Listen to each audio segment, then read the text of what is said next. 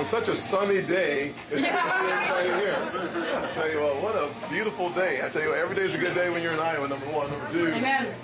What a blessing for us to live in the greatest country on earth. If there's ever a time to remember that, is as we watch the carnage and the inhumanity that is being displayed for the world to see as Hamas attacks Israel.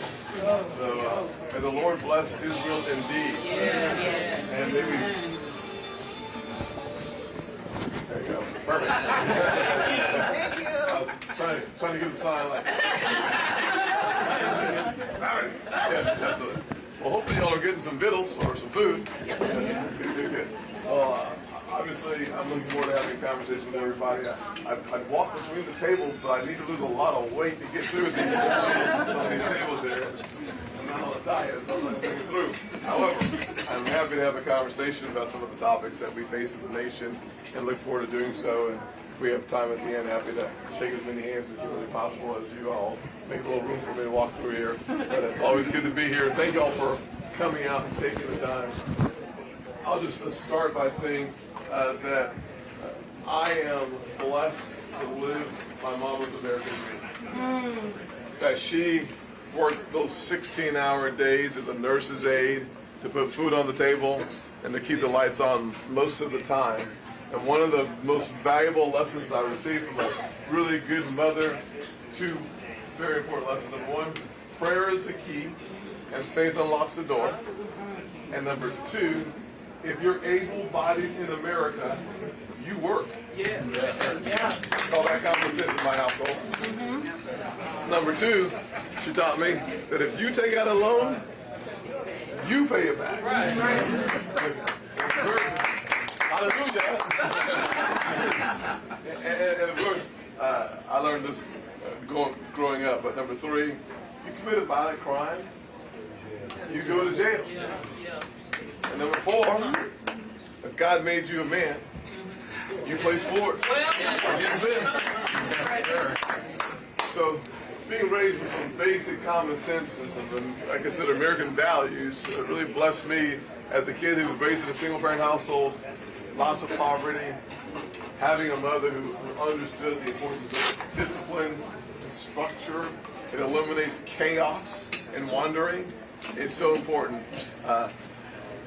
I'd love to say that in America today, we need some common sense, again, in Washington, D.C. It's a place where common sense ain't so common anymore. And so my goal, one of the reasons why I'm running for president is I know America can do for anyone what she's done for me. I'm going to continue to work on restoring hope, creating opportunities, and protecting the America that we all love. And if we're going to protect the America that we all love, we've got to close our southern border. It has to close. 70,000 Americans have lost their lives because of fentanyl coming across our southern border. The precursors come from China. They're manufactured in Mexican labs, and then the Mexican cartels bring it across our ports of entry and our southern border. By finishing the wall for just $10 billion in a nation that spends $7 trillion, we could stop a significant amount of the flow of fentanyl. And for $5 billion, we could use the available, today it's available, military-grade technology to surveil our southern border that would stop fentanyl, but it would also slow down and help to eliminate human trafficking across our southern border that is devastating not only our nation, but the little kids who become victims of that. That's not even to mention the 6+ million illegal crossings or the 200+ people on our national security watch list who have been caught at our southern border. Imagine how many have not been caught on our southern border that are somewhere in our nation. And if we are going to protect the America that we all love, we are also going to have to start backing local law enforcement.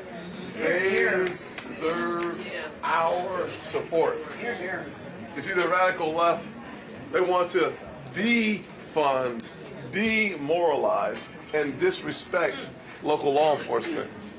We as conservatives, we should not only refund local law enforcement, we should also respect and appreciate local law enforcement.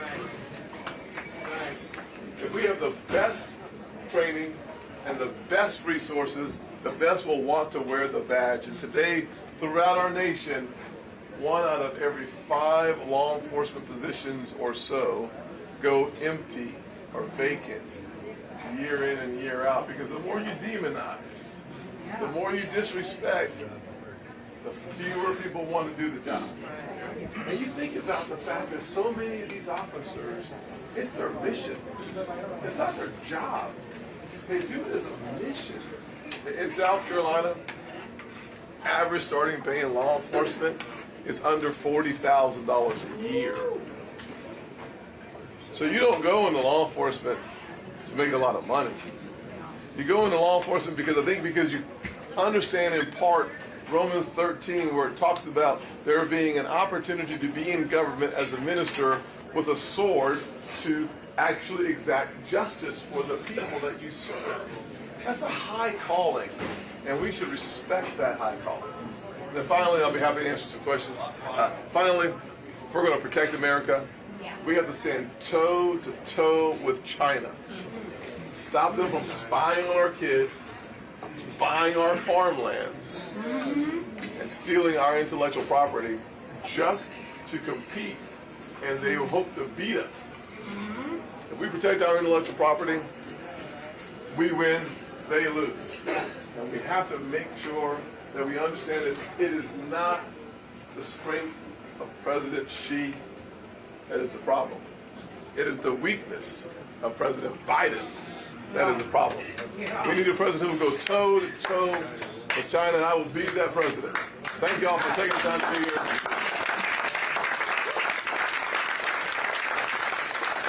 I look forward to answering a few of your questions. Yeah, yes, sir. I don't remember how long you've been in Congress, a senator for sure. Yes, sir. 10 years. 10 years. So in those 10 years, have you actually voted for an actual budget? No. We have not had a budget. Well, because we haven't had a budget. So what we've had for the last 15 years or so are mostly continuing resolutions, which is the most expensive way to do business in the country. And without any question, if we could get Republicans and Democrats to come together on a budget, that would be highly preferable. It would be very helpful. We have not had that opportunity. The last time we had an opportunity to actually think about this long term was in 2011, when I voted to reduce spending for the first time since the 90s.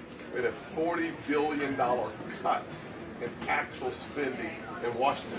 Typically, the definition of a cut is when they ask for $100 and they get $102, but they really wanted $105. In DC, that's called a cut, even though it was an increase.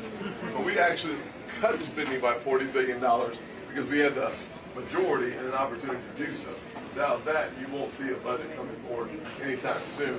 And what we need is not only a budget, but we also need, in my opinion, a balanced budget amendment that I've been sponsoring for a decade or so that would require DC to do exactly what every state in the nation has to do, because every state is required to have a balanced budget. Only DC is not required to have a balanced budget. Yes, sir. Yes, as President, if you go ahead and got the FBI and DOJ, level them out and start from the beginning to get good people in? Great questions on, as president, when I got the FBI and the DOJ. But I can tell you what you can do as president of the United States is you can start by firing Merrick Garland at the DOJ. Fire every other political appointee in the Department of Justice, because the one thing you cannot have in America is Lady Justice without a blindfold. We must all be treated equally under the laws of our nation. And I will tell you this simple truth. The President of the United States does not have the authority to fire the vast majority of the people who work for the United States government. That is one of the oddest things as a guy who started and ran businesses in the private sector. Everybody who worked for me, I got a chance to fire them and hire them. And President of the United States, because of the public unions, you don't have the authority to even hire and fire all the people that work for you. So gutting the FBI would not be something that the President of the United States could do. And I will say, and we may disagree on this topic, I believe that the vast majority of the work and file, the everyday person who shows up for work in the FBI, they want to do their jobs. They don't want the political environment that's been created at the top of the FBI. 17% of Republicans trust the FBI, and even fewer trust the Department of Justice, because there's been so much politics. And I'm running to be the President of the United States. Well, I got to tell you, having the DOJ hunt the former president is wrong. Period. It's just wrong. We should not allow any DOJ, any official of the DOJ, to hunt your political opponents, to hunt a pro-life activists in their home. They have a SWAT team show up. If parents show up at a school board meeting, they call those folks domestic terrorists. All that's wrong. At the same time, they protect Democrats. Yes, sir. Follow up. Getting back to that, how would you root out the ideal laws that are buried in the bureaucracy that will hamstring everything that you try to do if you're trying to get rid of the corruption that's been going on? How do you get rid of them? Yeah, so the short answer is you start at the top. Culture always is dictated at the top. One of the simple definitions of leadership is influence. When you are the President of the United States or the CEO of any organization, whether it's a private business or the pastor of a church, the influence starts at the top. If you want a different culture in our country, if you want a different culture in the DOJ, that starts at the top. You've got to bring in people who have integrity, who understand the limits of the position that they are going to achieve. That's not just true with the DOJ, by the way. We have the same problem in the Department of Education. Anybody ever heard of Randy Weingartner? No. Yeah. I got a song for Hit the Road, Jack. But also in the SEC, which is the Securities and Exchange Commission, you literally have people who want to use rulemaking as a way to usurp the authority of Congress in order to take over, in many ways, the financial footprint of this nation. They want to embed in our culture, not from the EPA, but from the SEC, the bank, the Securities Exchange Commission, environmental policy, diversity, equity, and inclusion policy. It is the most fascinating thing to watch. Academics who've very little real world experience try to figure out how to run the country. That's why the whole theory of Adam Smith and the invisible hand that talked about 330 million Americans need to be in a position to make their own decisions. Get the rules of the road, set the rules of the road, and then get out the way and let people make their own decisions. And trust me, 90% of the time or more, we will make good decisions, and we will go the extra mile to help our fellow citizens. Yes, ma'am.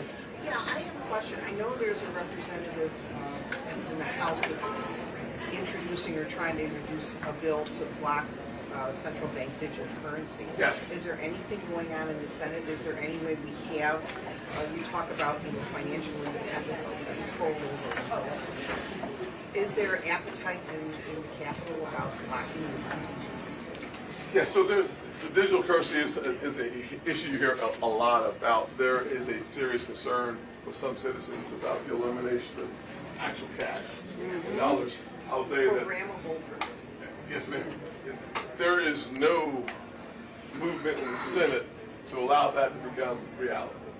Or to stop it? Well, to stop it, you would have to have the ability to make it so. The only person that we've heard really talk about it at all has been out of the Department of Treasury, where we saw some hints of it, but we have not seen it. I would stand in the fire for that one. I believe that dollars, quarters, dimes, nickels, good.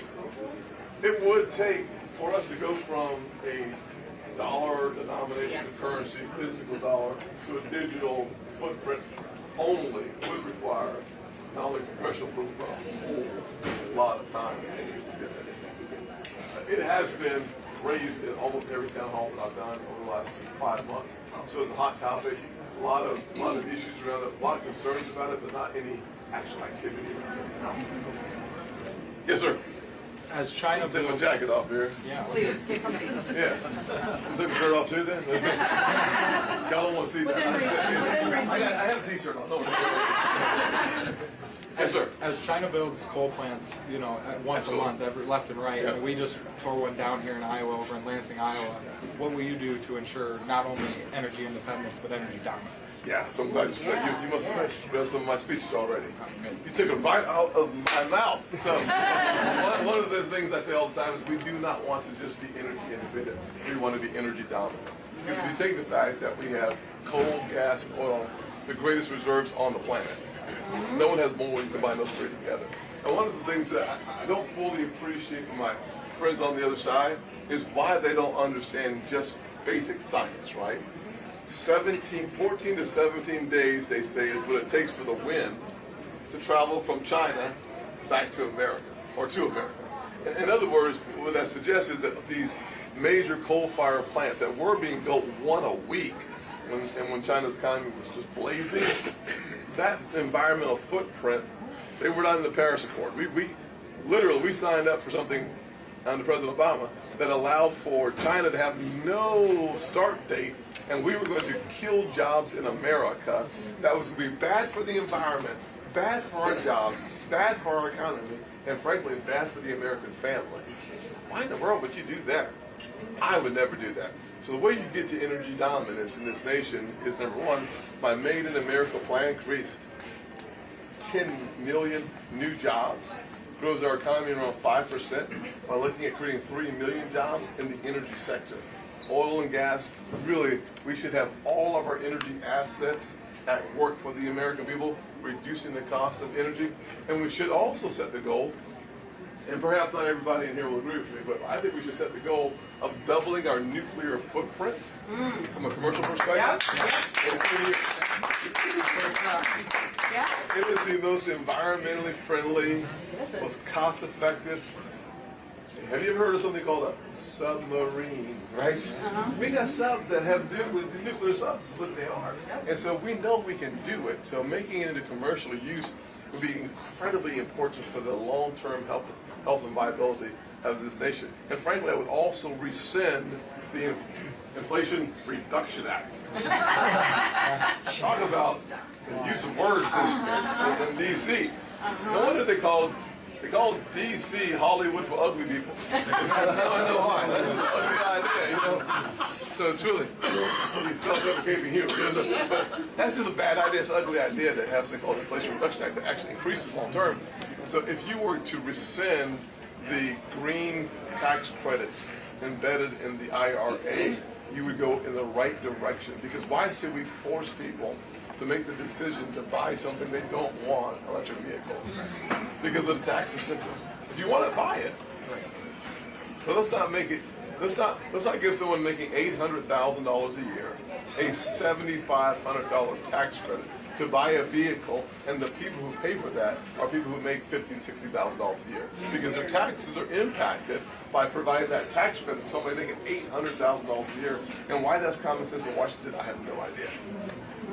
So, can I ask more? Sure. What will you do to ensure that the permitting process for, much needed transmission projects, and if we want to be carbon neutral by 2050 or 2035 or whatever, we don't have the means to do that here in our country, especially not here in Iowa.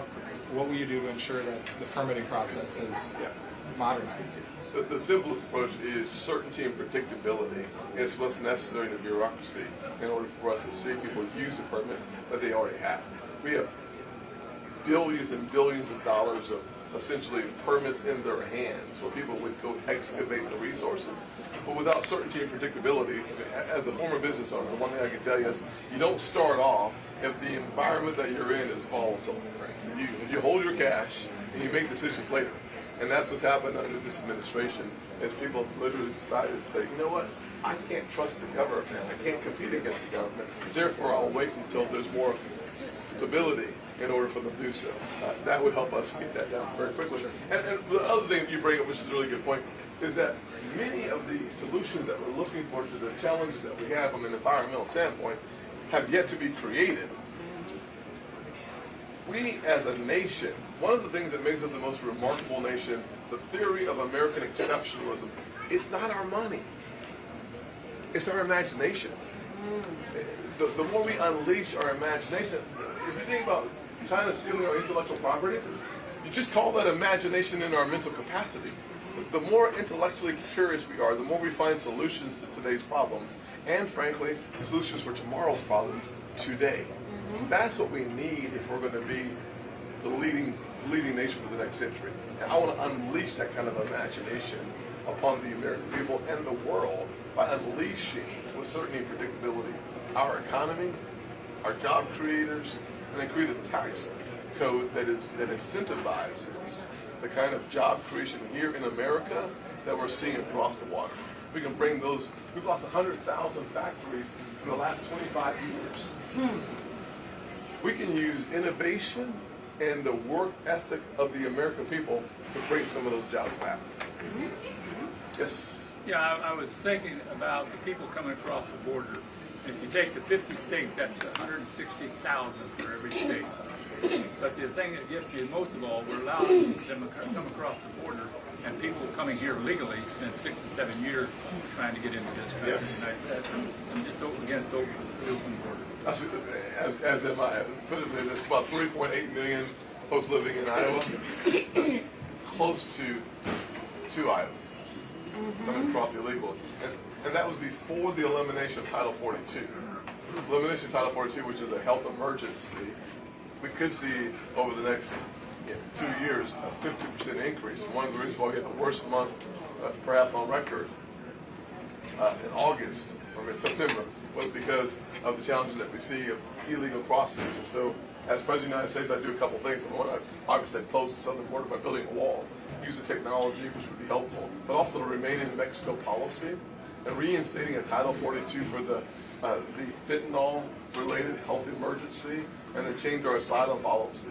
If you come here seeking asylum, you don't have to go to court in New York City until 2032. I don't think they're showing up. I'm not that optimistic, right? So I do think there are things that we can do that stems the tide, that makes our country safer. And listen, I believe that you have to assimilate and acclimate to what it means to be an American. Amen. And the only way to do that is to come in the right way. My sister-in-law came here from Korea. Took her 7 years to become an American citizen. That's a good thing. You should know what it means to be an American. Go through the process. It is an arduous process on purpose, and it should be. I saw him. Yes, ma'am. Yes, ma'am. Could you please explain to us what your thoughts and policies would be on the things that are going on in Ukraine and Israel right now? Sure. And so possibly in the future in your presidency. Yes, one of the things I said on the campaign trail for the last 4 months, which was not very popular, so my bonus, it may not be popular with you either, by the way, but I think it's really important for us to recognize that in order for us to be prepared as the only hegemony left on the planet, we have to be able to engage in conflict on 3 different continents at the exact same time. The 3 places that I named back in June and July of this year was the Indo-Pacific. There's an actual threat that could manifest between now and 2027, 2028. Some would suggest even earlier because Biden's weakness invites conflict. Number 2, Eastern Europe. I think that what we're seeing right now, the genocide in Ukraine is real and a challenge and something that we can deal with in part, not by ourselves, but in part. And then number 3, I've always seen the hotbed of the Middle East being a 3rd place that we should be willing and able to engage if necessary. That requires a very different focus on our military. I'll say the one place that I didn't name that we all know is missing, our back door. And it's not just Mexico, it's South America. You see the moves being made by the new axis of evil, which I consider Iran, Russia, and China. Their combined presence in South America, it's a scary proposition from Cuba to Venezuela. So we need to be prepared. And the way that you prepare is to have a military that has a single-minded focus with a conjunction. So it would be war fighting and coming home safe. We ought not have our military being experimented on. Left in Afghanistan. Or left in Afghanistan, or frankly, we think about I gave a speech at in D.C. a couple days ago and talked about how the miserable withdrawal of Afghanistan was part of the breadcrumbs that our adversaries, dictators, and bullies see when your president says, you know what, a small incursion, not a big deal. If you don't cyber attack these areas of our economy, giving Putin a list. Weakness invites bullies to pick on you. And appeasement is not a strategy. I'm a guy who was born and raised in the Reagan philosophy of peace through strength. And so I want a strong, capable, focused military with no social experimentation, from vaccine mandates to issues around gender or abortion policy. I want men and women in our uniform to do one thing: go and come back safe. So to accomplish that, we have to fund our military. And I think that degrading Russia is a part of America's vital national interest. And I'm thankful that our resources, without boots on the ground, has had a very strong impact on degrading the Russian military. And the more we watch this axis of evil, as I described it, where people say, well, China's cozying up to Russia now. Well, no, they started cozying up to Russia in 2014 in a manifest way when former President Obama had the Syrian Red Line and then Crimea. Those two events had a cascading effect on these relationships coming together. And there's something else called BRICS, where you see Brazil and Russia, India, China, and South Africa working together to find a way to replace, in my opinion, the U.S. dollar as a reserve currency. That's the first step. And then there's a leap that comes after that from my perspective. And so we have a lot of work to do to shore ourselves up. But yes, we should be able to degrade the Russian military, which is walking and chewing gum at the same time. Also, close our southern border, because it is a national security risk to know you have nationals in our country from Iran, from Yemen. Thousands flew over to South America from China and also walked across our border. 7,000 at least since October of last year. So we know these facts. I think the number is between 144 and 155 countries are represented on people flooding across our southern border. So if we don't see that as a national security risk, we are missing the point. And then on Israel, the shirts over here say a lot. Yep. Psalms 122:6. Pray for the peace of Jerusalem, and those who do will prosper.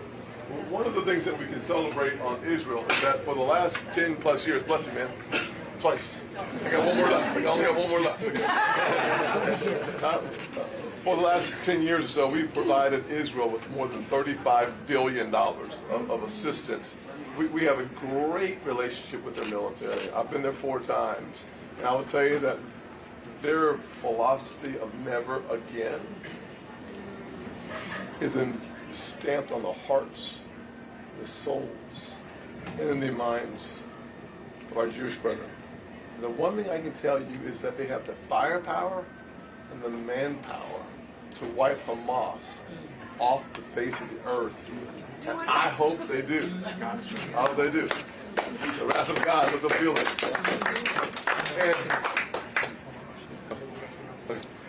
And I'd say this as well on Israel. But as they deplete their resources, if you've watched any videos whatsoever, Iron Dome is something with a partnership, and it is working effectively. But that technological miracle needs to be replenished. And so we should be in a position where our resources and our military weaponry is available and accessible to refill, replenish Israel as the need arises over the next several months, I assume. And I'd also say, if you take an American, it should cost you your life. And the hostage situation with Hamas should be a serious enough one. Not only did we see the Sixth Fleet, not only have we seen the reposition of the Gerald Ford over to be helpful, if it takes our special forces to go get our hostages, take an American, cost you your life, but I'm willing to send an American, bring an American back. One final question, though. I'll be happy to walk around and shake hands, kiss babies. I'll take two then. Term limits, yay or nay? Yay. Yay! And what would you do with all of the immigrants that are in this country now? What would be your plan? Yes. I would pull out my hair. I had an afro when that question started, by the way. I have committed I only tell you what I know. I don't pretend and I don't make stuff up. I say the same thing, same questions. I give you the same answers. I only tell you the truth. Some things are harder to answer than others. Figuring out how to figure out where 20 million people are. It ain't a walk in the park, so I don't want to pretend like it is. B, figuring out who's who without literally stopping everyone and assuming that you know who they are makes it nearly impossible. But the thing that I have been talking about that I think is actually a way to advance the cause is anytime there is an interaction with law enforcement or the government with an illegal immigrant, that is a chance for us to deport them. And that would be the strongest, easiest strategy to start with. Okay. And this may not also be popular as well. It may or may not be, but if you come in illegally, I don't think you get a path to citizenship ever, no matter how long you're here. Yes. So that's my theory. Don't get welfare. Well, it costs you $2 trillion in 10 years. The cost of illegal integrity. Ma'am? Election integrity. Yeah, election integrity. So one of the things, my last question, I'll be happy to hop around a little bit. Election integrity. So two things I'd say. Number one, since the 2020 election, we've seen a lot of states reform their laws and reform their systems, necessarily so, and thank God they did. Because one of the things you saw in Pennsylvania, you saw it in Georgia as well, two states, one blue, one red, was because of COVID, you saw these new election laws. But I'm going to say this in the politically correct terms. One of the dumbest things I've ever seen is how do you have a new mail-in ballot system without signature verification? Yeah. I mean, seriously, how do you do that? Because you're going to invite fraud into the system. It just makes sense. And Georgia went through the painful process of having drop boxes. If you're going to set up a new system, you better make sure there's a lot of blessing, a lot of integrity to fortify this new system. And as you saw in Pennsylvania with the 3-2 vote from the Supreme Court, not even the decision from their General Assembly or their elected officials, that they would make the new laws prospective to the next election and not apply them in 2020. And so you got a couple 100,000 or so, 185, I can't remember the exact number, of mail-in ballots and no signature verification. I can't get it. So to me, you actually brought a higher probability of fraud into a system that no one can deny that is the case from my perspective. But what we saw around the country is, especially led by states like Georgia, we saw the new laws come into place, and you saw President Biden's fear about these new laws when he referred to the South and called it Jim Crow 2.0, which is one of the most disgusting things I can think of as a black dude from the deep South whose grandfather understood the Jim Crow South, where you had to count jelly beans in a jar or have a poll tax or a literacy test. And here's the problem that they had with the law. And I had many calls with the liberal organizations. I said, what's your problem with the law? The first thing that they said wasn't jelly beans, it wasn't poll tax, it wasn't literacy test. It was getting water while you're waiting in the line from someone who's a partisan. That's Joe Biden's comparison to some of the darkest, ugliest times in American history. And here's the nice part about that law. It was enforced. We saw a couple elections since then. 0% complaint from African American voters. Highest black turnout, and the state still elected all 9 statewide Republican candidates. The only one that lost was Herschel Walker, who lost in that one election. So you can do election integrity right. You can get it right. You can have more people vote, and you can still have what I call common sense. And I know this is going to shock some of y'all, but I think if you're going to vote, which is the highest civic responsibility you have as a citizen, you ought to have an ID to vote.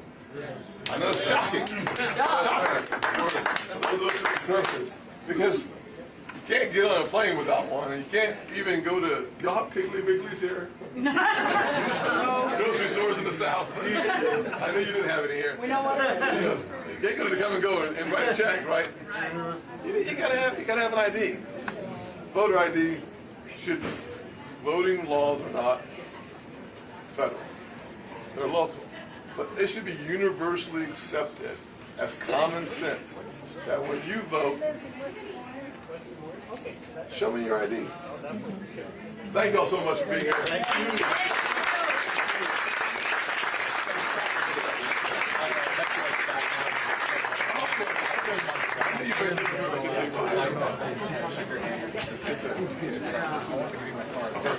We're gonna go outside. It's a little tight in here. Yeah, that works. We're gonna hang for a minute, but we'll head out there. Look who it is! How you doing, man? Good to see you. All right. So you can take a question? Yeah. A couple of them. You got all the way to here, and then that's a question. I only care about one question. Thank you. Is it a good one? It's a great one. How are you? Really well. 3 months to do about it. It's starting to get real. 94, 5, 8? Something like that. The 100-day thing was like, 100 days, and then like, the news cycle totally flipped on its head as, it is 100 days, but it was another big thing. Are we going to do it out there? Yeah, we're gonna move outside. There's some built in here, so. My brother from another mother.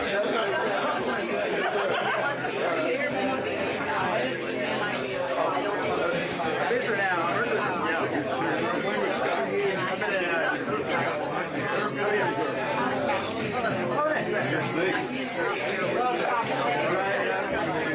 did a race in Canada a few years ago.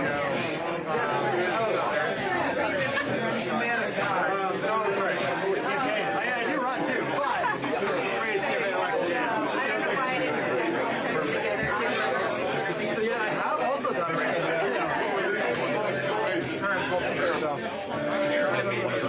I'm sorry.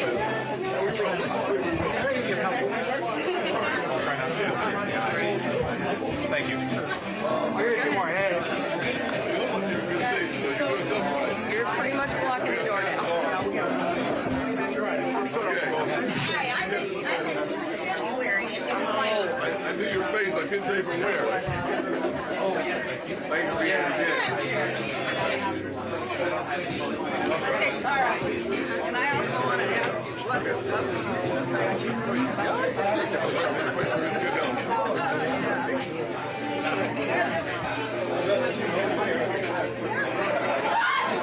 Right, I know. Okay, we're going to do 2. Okay, all right. Here we go. Sure. All right, thank you. How are you doing? Good to see you. Larry, awesome. Sorry. Go back to the table. Dumbing down the Senate, we're already pretty bad, so we don't need any more lower standards.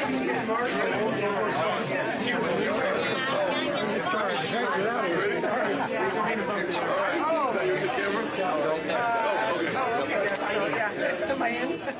Okay, guys.